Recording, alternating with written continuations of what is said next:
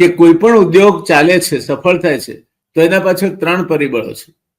એક તો જે માણસ એમાં મૂડી લગાવે છે, મૂડી લડે છે, એટલે એ પહેલું પરિબળ મૂડી.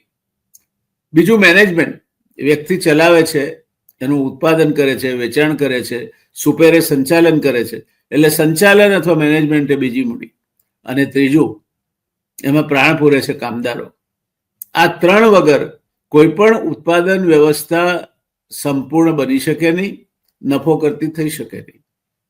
અને આ સિદ્ધાંત પર ગાંધીજીએ અનસુયાબેન અને શંકરલાલ બેન્કરને મજૂર મહાજનની સ્થાપના સમયે એક સિદ્ધાંત આપ્યો કે ભાંગફોડ કે હડતાલ નહીં, વિવાદ થવાના. જ્યારે ઘરમાં પણ 2 વાસણ ખખડે તો વિવાદ થશે, પણ જ્યારે પણ કોઈ વિવાદ ઉભો થાય મજૂરો અને માલિક વચ્ચેનો, ત્યારે બંને જુદા નથી, બંનેનું હિત ઉદ્યોગ સાથે જ જોડાયેલું છે. એટલે ઉદ્યોગમાં ભાંગફોડ કરવાથી કે હડતાલ પાડવાથી એનો ઉકેલ નથી આવતો. એનાથી મૂડીને નુકસાન થશે, માલિકને નુકસાન થશે અને મજૂરને નુકસાન થશે. તો શું કરવાનું? તો કે વિવાદ થાય તો સંવાદ કરો.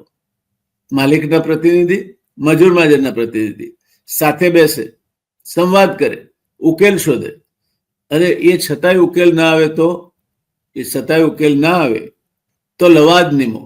અને એ જે ઉકેલ આપે, એ જે ન્યાયાધીશ તરીકે ઉકેલ આપે, લવાદ એટલે બંને પક્ષને સાંભળી અને પોતે પુરાવાના આધારે ઉકેલ આપે, તો એ ઉકેલને અનુસરો. બંને પક્ષ અનુસરે, બંને પક્ષને બંધન કરતા રહે.